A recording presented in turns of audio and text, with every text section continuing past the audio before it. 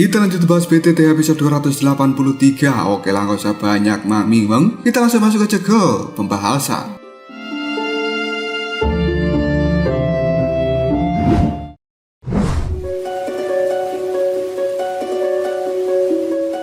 Banyak orang sekarang telah duduk di dalam ruang pertemuan. Soyen melihat pada mereka semua yang kemudian dia kali ini mengatakan sudah ada banyak faksi di wilayah sudut hitam ini yang telah diubah menjadi ketiadaan oleh aulat jiwa. Dan mereka semuanya juga telah dilenyapkan. Raut wajah dari Pak Tua Sukian dan juga yang lainnya pun tanpa sadar berkedut setelah mereka mendengarkan ucapan dari Soyen. Mengingat kekuatan dari orang-orang aulat jiwa yang sangat menakutkan, bukan tidak mungkin untuk memusnahkan seluruh wilayah dari sudut hitam. Tetua Sukian kemudian berkata, wilayah sudut hitam ini sepertinya tidak memiliki permusuhan yang besar dengan aulat jiwa. Soyen hanya bertukar pandang dengan Pak Tua Mang Tianji sebelum akhirnya dia menganggukkan kepalanya. Dan Soyen mulai merangkum cerita atas kejadian-kejadian yang berada di dataran tengah, termasuk pertarungan antara aliansi dan juga klan Hun. Tatapan mata dari Pak Tua Sukian melihat Soyen dengan penuh keheranan. Dan kemudian dia berkata, Soyen, kau benar-benar luar biasa. Hanya dalam waktu lebih dari 1 dekade, sebenarnya dirimu telah mencapai level ini. Tetua Bai, Tetua Qian, Wu Hao, dan juga yang lainnya pun tanpa sadar menganggukkan kepalanya. Mereka tahu ketika Soyen pergi saat itu, dia hanya berada di tahap dohuang. Namun sekarang, sepertinya sangat sulit untuk menemukan generasi muda di seluruh benua Doki yang bisa menandingi seorang Soyen. Pencapaian seperti ini benar-benar membuat semua orang menjadi tercengang. Tetua Bai dan juga Tetua Qian saling memandang sebelum pada akhirnya mereka mengatakan, berdasarkan apa yang dikatakan oleh Mang Tianji, alasan kenapa wilayah sudut hitam menarik bencana yang besar adalah karena dunia magma yang terletak di akademi kita. Mang Tianji menganggukkan kepalanya sambil mengatakan, bagian bawah dari dunia magma ini kemungkinan memiliki sesuatu yang dibutuhkan oleh klan Hun, dan mereka adalah klan yang sangat kejam. Untuk bisa mendapatkan apapun yang mereka inginkan, maka klan Hun ini tidak segan-segan untuk melenyapkan banyak orang. Soyen kemudian menimpali, orang-orang yang datang barusan hanyalah barisan depan. Kemungkinan pasukan klan Hun yang asli akan segera tiba di dalam tempat ini. Dan pada saat itu, pasti akan terjadi pertempuran yang besar yang akan mengguncang seluruh tempat ini. Makanya, para siswa tidak ada yang boleh tinggal dan mereka harus segera pergi secepatnya. Pak Tua Sukian dan juga yang lainnya hanya saling memandang sambil menggelengkan kepalanya. Masalah ini benar-benar besar. Mereka hanya berpikir bahwa tempat ini merupakan sekolahan. Namun, siapa yang bisa menyangka bahwa itu akan menarik banyak masalah. Selain itu, sumber masalahnya adalah faksi terkuat di seluruh benua Doki, yaitu klan Hun. Tetua Sukian menarik nafas dalam-dalam yang kemudian dia berkata, jika bukan karena kalian semuanya tiba tepat waktu, kemungkinan tempat ini sudah dihancurkan dan banyak orang akan dilenyapkan. Soyen kemudian mengatakan, Tetua pertama Sukian, tenanglah, klan Hun itu mungkin memang kuat, tapi pasukan aliansi milikku tidak pernah takut pada mereka, dan kita tidak akan pernah membiarkan mereka dengan mudah menghancurkan akademi Jianan. Tetua Sukian hanya menggelengkan kepalanya sambil menimpali, akademi itu merupakan masalah yang kecil dan tidak apa-apa selama semua orang yang berada di dalam tempat ini baik-baik saja. Soyen setelah bertahun-tahun mendapatkan pengalaman yang luar biasa. Kau, pemuda yang saat itu pada akhirnya telah menjadi seorang ahli sejati. Soyen hanya tersenyum pada Tetua Sukian yang kemudian diam menimpali. Aku Soyen akan selalu mengingat bagaimana Tetua pertama Sukian mengajariku saat itu. Dan Tetua Sukian melambaikan tangannya sambil menjawab, karena kau telah datang ke dalam akademi milikku, itu adalah sesuatu yang harus kulakukan untuk memberikan yang terbaik pada dirimu. Mang Tianji yang berada di samping hanya tertawa dengan cara yang cukup aneh sambil mengatakan, anak kecil ini sebenarnya kekuatannya sudah setara dengan kepala dari klan Lei. Dan sekarang, jika kita mengatakan seperti itu, posisiku di tempat ini sedikit lebih unggul karena aku adalah kepala sekolah yang asli. Namun di dalam hati Mang Tianji dipenuhi dengan kekaguman yang luar biasa Pertama kali dia bertemu dengan Soyen saat berada di kolam petir alam kekosongan dari klan naga Void kuno saat itu. Kekuatan Soyen hanya berada di tahap Dozun. Namun tidak disangka setelah mereka bertemu kembali, kekuatan Soyen melampaui seorang Mang Tianqi. Kecepatan seperti ini benar-benar tidak bisa ditandingi oleh siapapun yang berada di seluruh benua Dogi. Gelar generasi muda terkuat di seluruh benua yang diberikan pada Soyen bukanlah gelar kosong. Soyen hanya menggelengkan kepalanya ketika dia menanggapi ucapan dari Pak Tua Mang Tianqi. Segera setelah itu, raut wajah Soyen telah berubah menjadi sangat serius dan dia pun mengatakan, "Tetua Mang Tianqi, untuk saat ini kemungkinan kau harus segera berhati-hati. Ketika kau menemukan kemunculan dari orang-orang klan Hun, segera berikan tanda peringatan dan pasukan aliansi akan secara bertahap bergegas menuju tempat ini." Sun yang berada di samping Soyen, dia pun mengatakan, "Kakak Soyen, sementara dirimu bagaimana?" Soyen hanya mengatakan, "Aku sendiri kemungkinan akan menuju pada dunia magma yang berada di bawah menara pembakar Ki." Tetua Sukian terkejut ketika mendengarkan ucapan dari Soyen karena dia berniat sekali lagi menjelajahi dunia magma tersebut. Sun hanya bisa mengerutkan alisnya yang kemudian dia berbicara dengan nada yang cukup khawatir, "Kakak Soyen, kenapa aku tidak ikut bersamamu saja?"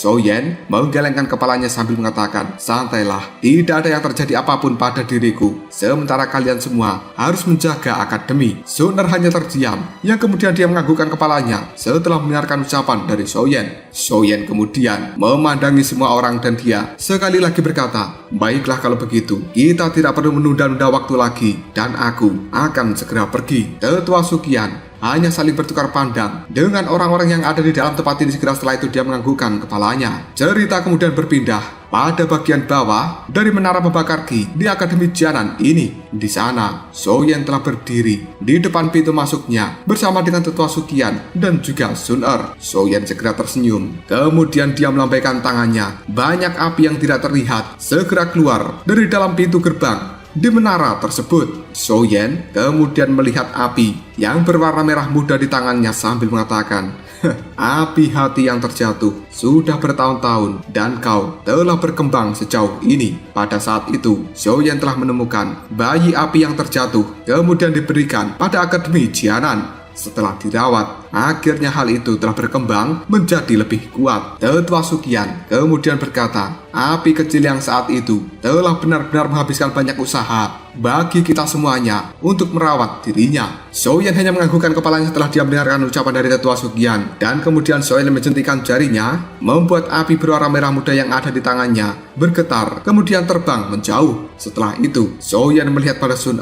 dan juga Tetua Sukian sambil mengatakan, "Tunggu aku kembali." Sun hanya menganggukkan kepalanya dan dia menjawab, "Kakak Soyen, berhati-hatilah." Soyen tersenyum dan dia tidak ragu-ragu lagi. Tubuhnya langsung memasuki pintu gerbang yang ada di hadapannya dan dia sekarang telah benar-benar masuk ke dalam dunia magma. Tubuh dari Soyen telah berdiri di atas dunia magma. Dia sekali lagi mengamati seluruh tempat ini yang tidak asing. Hal tersebut membuat Soyen tersenyum karena dia teringat dengan hari-hari yang telah dia jalani di dalam dunia magma saat itu. Bahkan ketika Soyen dan juga Cailin berduaan sampai membuat Xiao Xiao muncul di dunia. Selanjutnya, Soyen pun mengatakan, "Pada akhirnya aku kembali lagi ke dalam tempat ini dan sekarang aku ingin melihat apa yang sebenarnya berada di bagian terdalam dari dunia magma ini." Api teratai pemurni iblis telah menyelimuti seluruh tubuh dari Soyen dan memberikannya perlindungan. Selanjutnya, dengan cepat tubuh dari Soyen menyusuri ke bagian terdalam dari dunia magma ini dengan perlindungan dari api teratai pemurni iblis. Hawa panas yang berada di dalam dunia magma tidak bisa melukai tubuh dari Soyen, dan kecepatan Soyen saat ini berkali-kali lebih cepat jika dibandingkan saat itu. Hanya dalam waktu kurang dari 10 menit, Soyen telah menjelajah jauh ke dalam dunia magma. Namun di saat yang sama tubuhnya juga menjadi lebih lambat. Soyen tetap tenang dan dia mengamati tempat sekeliling yang pada saat ini Soyen bisa merasakan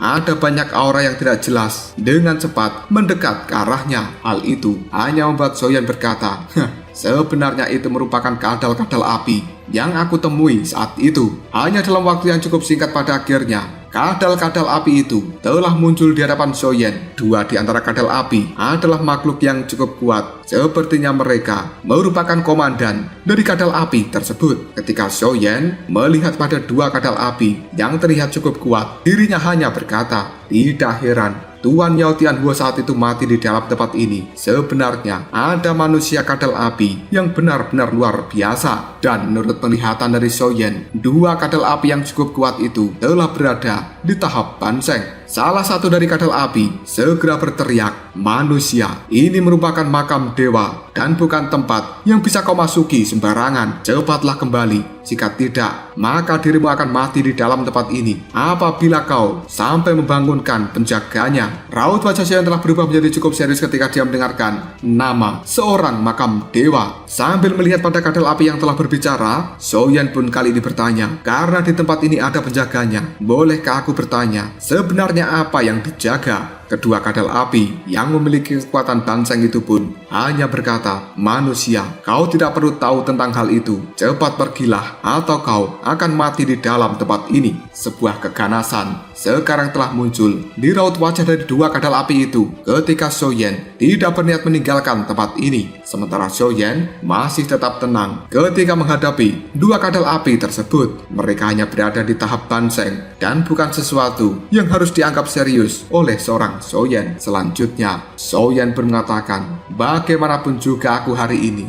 akan menuju dasar dari dunia magma. Tubuh dari Soyen tidak bergerak, namun sebaliknya, dia mengeluarkan fluktuasi spiritual yang benar-benar agung, yang dengan cepat menyebar ke seluruh tempat ini. Hanya dalam waktu yang cukup singkat, magma-magma di dalam tempat ini pun langsung bergetar. Segera setelah itu, banyak kadal api yang berada di dalam tempat ini merasakan tubuhnya terkena tekanan yang benar-benar luar biasa. Bahkan hal itu sampai membuat mereka gemetaran. Barisan kadal api yang cukup banyak dalam sekejap saja langsung menyebar. Dan dua kadal api yang berada di tahap Banseng, raut wajah mereka juga telah berubah, dipenuhi dengan ketakutan ketika melihat pemandangan seperti ini. Baru saja mereka akan bergerak dan memberikan perlawanan terhadap Soyen, tiba-tiba saja kekuatan spiritual yang luar biasa kembali menghantam tubuh mereka dan mengirimnya untuk terbang mundur cukup jauh.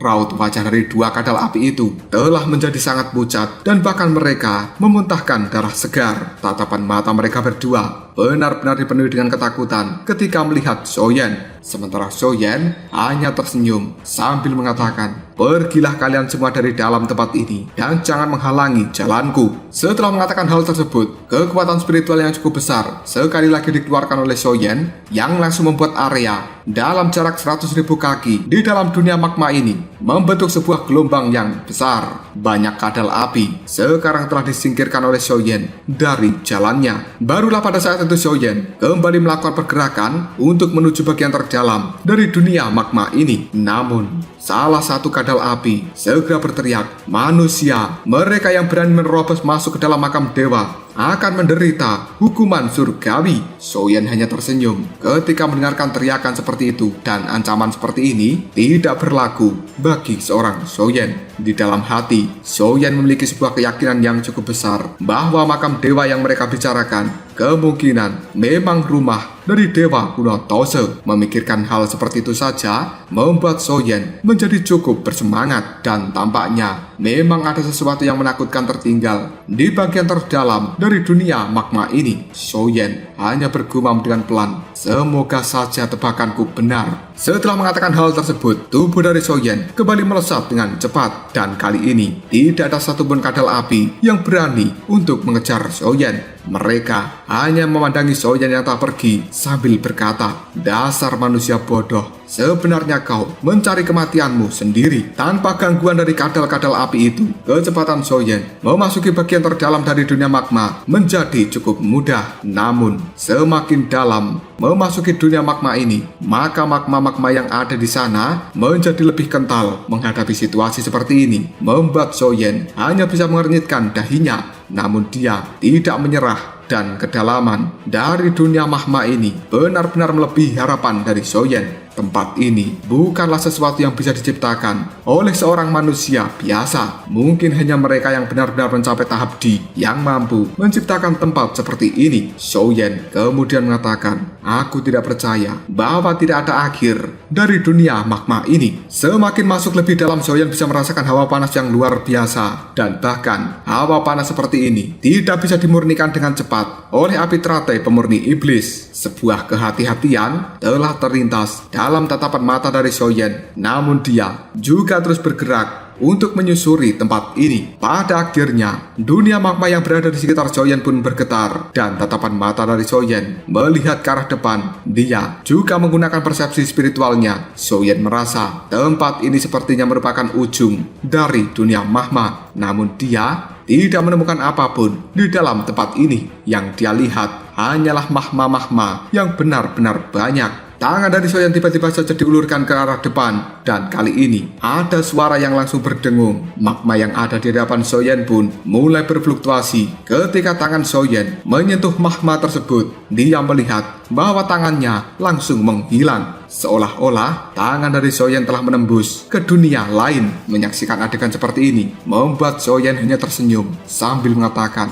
sebuah dunia benar-benar tersembunyi di dasar dari dunia magma. Dewa kuno Tose, kau benar-benar sesuai dengan reputasimu. Kali ini 80% di dalam hatinya Xiaoyan memiliki sebuah keyakinan bahwa tempat ini memang merupakan rumah dari Dewa kuno Tose. Tanpa ragu-ragu lagi, Xiaoyan pun melangkah memasuki magma yang ada di hadapannya, dan kali ini dirinya langsung muncul di dunia lain yang terlihat cukup sunyi. Seluruh dunia ini sebenarnya dipenuhi dengan aroma kuno. Tatapan mata Xiaoyan menyapu ke seluruh tempat ini, dan tidak ada hal aneh yang dia lihat. Xiaoyan hanya mengernyitkan dahinya, kemudian dia berjalan maju secara perlahan. Akhirnya Xiaoyan bisa melihat sebuah cahaya yang berada di depan sana. Tanpa ragu-ragu lagi, Xiaoyan terbang menuju cahaya tersebut. Kali ini Xiaoyan benar-benar telah menemukan gerbang raksasa yang berdiri dengan cukup kokoh di dalam ruangan kosong ini. Seolah-olah gerbang itu telah ada sejak zaman kuno dan juga memancarkan aura kuno yang terus menyebar ke dalam tempat ini. Xiaoyan mengamati gerbang raksasa itu dengan penuh rasa hormat, dan tiba-tiba saja di dalam hati Xiaoyan memiliki sebuah kewaspadaan. Tatapan mata dari Xiaoyan terus menyusuri gerbang raksasa tersebut, dan dia kali ini telah menemukan 3 kata-kata kuno yang telah terukir di atasnya. Hal tersebut membuat Xiaoyan cukup kaget, yang kemudian jantungnya berdebar-debar dengan cukup kencang karena tulisan yang terukir di gerbang raksasa adalah kata-kata rumah dewa kuno. Hal itu membuat Xiaoyan tersenyum, yang kemudian dia mengatakan, pada akhirnya aku menemukan dirimu. Baru saja mengatakan hal tersebut, Xiaoyan bisa merasakan seolah-olah ada sesuatu yang telah mengamatinya di dalam tempat ini. Perasaan seperti itu telah membuat Xiaoyan raut wajahnya berubah menjadi sangat serius. Tatapan mata Xiaoyan melihat pada tempat sekeliling, namun dia tidak menemukan apapun. Sesaat kemudian Xiaoyan pun menyipitkan matanya, dan perlahan dia menundukkan kepalanya. Di saat yang sama, pilar api telah keluar dari jari Xiaoyan. Hal itu kemudian menyebar ke seluruh tempat ini. Pada akhirnya, pandangan mata Xiaoyan dibuat tercengang, dan seolah-olah darah di dalam tubuhnya sepertinya telah berhenti untuk mengalir. Hal ini membuat Xiaoyan mengatakan, sebenarnya ini adalah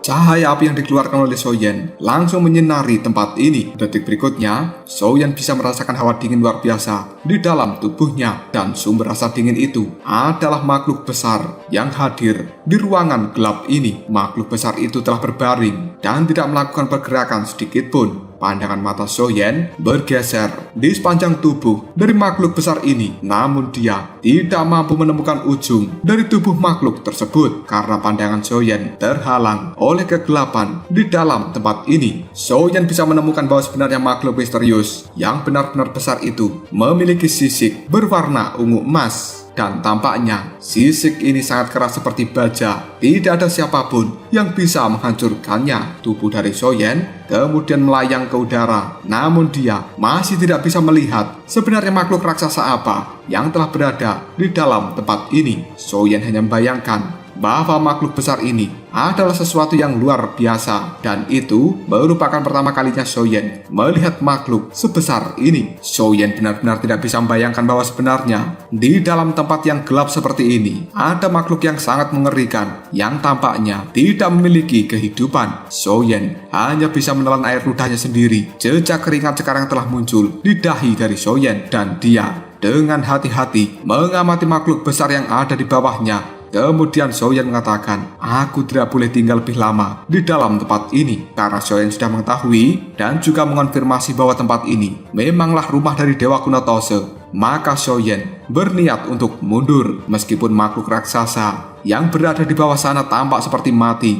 namun kekuatan jiwa dari Soyen bisa mendeteksi jejak aura yang sangat berbahaya. Bahkan hal itu tidak kalah dengan Huntiandi dan juga Guyuan. Yang terbaik bagi Soyen adalah segera meninggalkan tempat ini. Kemudian dia memberitahu pada Guyuan untuk menemaninya melakukan penyelidikan pada rumah Dewa Kuno Tose. Tubuh Soyen secara perlahan mundur. Namun baru saja dia mundur 10 langkah, tiba-tiba saja Soyen bisa merasakan bahwa tubuh dari makhluk raksasa yang ada di bawah sana sedikit bergetar. Hal tersebut membuat tatapan mata Soyen langsung menyusut, dan dia mengerti dengan kekuatannya saat ini dia bisa memastikan bahwa sebenarnya makhluk raksasa itu memang tidak mati. Akhirnya Soyen tanpa ragu-ragu lagi bergerak mundur dengan sangat cepat.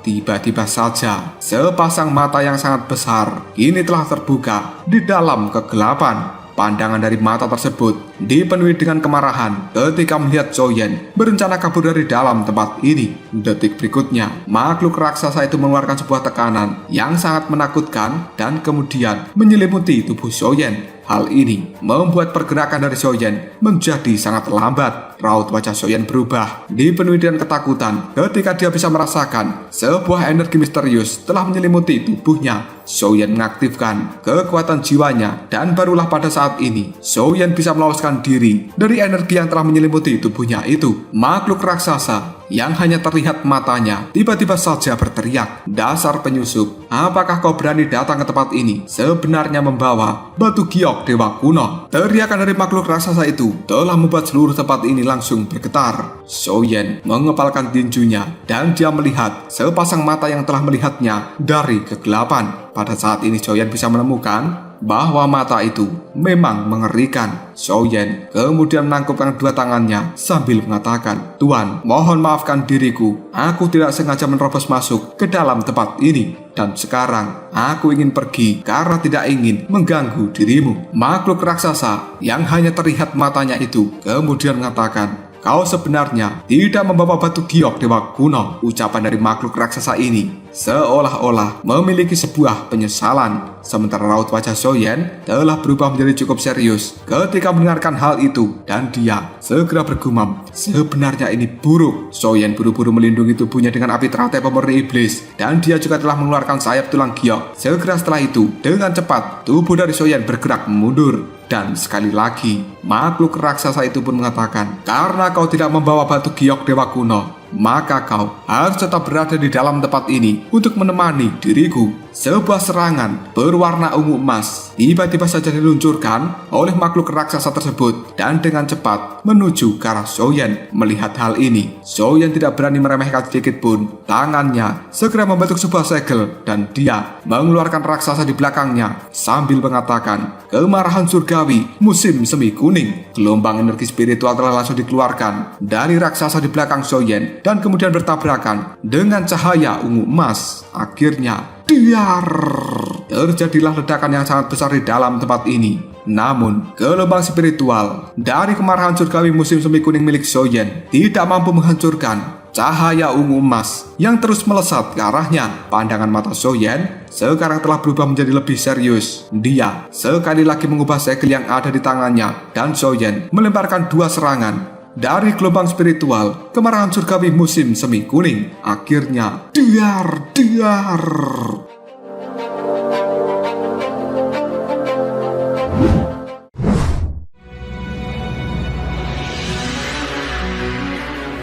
Dua serangan gelombang spiritual itu pun menabrak cahaya ungu emas yang kali ini membuat cahaya itu pun langsung hancur. Namun tubuh Xiaoyan juga terdorong mundur cukup jauh. Sebuah ketakutan telah muncul di dalam hati Xiaoyan. Kemudian dia berkata, sungguh kekuatan yang sangat mengerikan dimiliki oleh raksasa ini. Makhluk raksasa itu pun yang masih memandangi Xiaoyan kali ini berkata, kekuatan jiwa Tahabdi. Xiaoyan tidak peduli dengan kata-katanya dan sekali lagi dia bergerak dengan cepat untuk bergegas keluar dari dunia kegelapan ini. Baru saja Xiaoyan melakukan pergerakan, tiba-tiba saja dia bisa melihat kembali serangan cahaya berwarna ungu emas yang melesat dengan cepat dari arah belakangnya. Detik berikutnya, serangan cahaya ungu emas itu pun berubah menjadi segel cahaya ungu emas yang cukup misterius. Hal ini telah menjadi cukup dekat dengan Xiaoyan. Raut wajah Xiaoyan telah berubah menjadi cukup jelek ketika dia bisa merasakan bahwa sebenarnya ada kekuatan mengerikan terkandung di dalam segel cahaya ungu emas. Xiaoyan mengepalkan tinjunya. Dua buah api teratai pemusnahan 6 warna sekarang langsung terbentuk. Tanpa basa-basi lagi, Xiaoyan pun melemparkan api teratai pemusnahan tersebut. Dan akhirnya, diar. Ledakan yang sangat besar pun terjadi. Gelombang api yang luar biasa telah melonjak di segel cahaya ungu emas. Namun, kekuatan dari api teratai pemusnahan 6 warna hanya membuat segel cahaya ungu emas itu bergetar dengan hebat. Dan hal ini tidak mampu menghentikan pergerakan dari segel cahaya ungu emas. Karena sebenarnya segel cahaya ungu emas masih melesat dengan cepat menuju ke arah Xiaoyan. Melihat bahwa sebenarnya dia tidak mampu melakukan apapun pada segel cahaya ungu emas, kedua tangan dari Xiaoyan membentuk sebuah segel dan dia kemudian bergabung dengan Xiaoyan di dalam tubuhnya yang kali ini langsung membuat tubuh Xiaoyan berubah menjadi manusia api. Segel cahaya ungu emas detik berikutnya langsung menghantam tubuh dari Xiaoyan. Hal ini membuat Xiaoyan langsung memuntahkan darah segar dan tubuhnya sekarang juga telah terlempar cukup jauh dari dalam tempat ini. Darah yang telah dimuntahkan oleh Xiaoyan sekarang telah mengenai segel cahaya ungu emas dan hal tersebut telah mengeluarkan suara mendesis. Makhluk raksasa misterius yang berada di bawah sana tidak membiarkan Xiaoyan untuk bisa melarikan diri dari dalam tempat ini. Dia sekali lagi menggerakkan segel cahayanya sambil mengatakan, tetaplah berada di dalam tempat ini dan temani diriku. Xiaoyan tidak peduli dengan kata-kata tersebut. Dia sekali lagi akan melarikan diri dari dalam tempat ini. Dan Xiaoyan mengangkat kepalanya. Dia telah cukup dekat dengan pintu keluar dari dunia kegelapan ini. Namun detik berikutnya, ruang yang berada di atas kepala Xiaoyan pun bergetar. Segel cahaya ungu emas sekarang telah muncul di atas kepala Xiaoyan. Dan kemudian makhluk raksasa misterius itu pun mengatakan, meskipun kau telah memiliki kekuatan jiwa Tahabdi, namun tubuhmu hanya memiliki kekuatan bintang 7 doseng. Bukankah sesuatu yang sangat lucu jika kau bisa melarikan diri dariku? Namun detik berikutnya, ketika segel cahaya ungu emas hendak menghantam tubuh dari Xiaoyan, darah yang sebelumnya dimuntahkan oleh Xiaoyan dan mengenai segel cahaya ungu emas itu pun tiba-tiba saja menguap. Pada akhirnya ada jejak darah emas yang mengalir di segel cahaya ungu emas. Kemunculan dari jejak darah berwarna emas itu langsung membuat makhluk raksasa misterius yang berada di bawah sana tubuhnya bergetar. Dia bisa merasakan sebuah perasaan akrab dari darah emas tersebut. Dan akhirnya, segel cahaya ungu emas yang akan menghantam tubuh dari Xiaoyan sekarang telah langsung berhenti secara tiba-tiba. Adegan seperti itu membuat Xiaoyan terkejut. Dan ini merupakan kesempatan yang cukup bagus bagi Xiaoyan untuk bisa melarikan diri dengan cepat. Akhirnya, tubuh dari Xiaoyan pun berhasil lolos dari dunia kegelapan. Sementara segel cahaya ungu emas juga tidak mengejar Xiaoyan yang telah kabur. Sepasang mata yang cukup besar di dalam kegelapan kali ini telah mengandung perasaan kehilangan ketika dia melihat darah emas yang tersisa di segel cahaya ungu emas. Segel cahaya ungu emas itu pun secara perlahan melayang ke hadapan dari makhluk raksasa misterius. Pandangan matanya kali ini telah mengungkapkan sebuah riak yang cukup menggembirakan ketika melihat darah emas menempel di segel cahaya ungu emas miliknya. Hal ini membuat raksasa misterius segera berkata, darah ini sebenarnya ada aroma dari bocah itu. Tubuh dari raksasa itu pada akhirnya bergerak dan dia sebenarnya berniat untuk meninggalkan tempat ini dan mengejar Xiaoyan yang telah kabur. Namun detik berikutnya, ada sebuah cahaya redup yang langsung menahan pergerakan dari raksasa misterius. Seolah-olah cahaya redup ini merupakan penjara bagi dirinya. Makhluk raksasa itu yang sekali lagi tubuhnya tertahan oleh cahaya redup kali ini langsung berteriak, "Dewa kuno Tose, dasar kau sialan!" Tatapan matanya melihat dengan penuh kemarahan pada gerbang yang ada di hadapannya. Namun tidak ada pergerakan apapun dari dalam gerbang tersebut.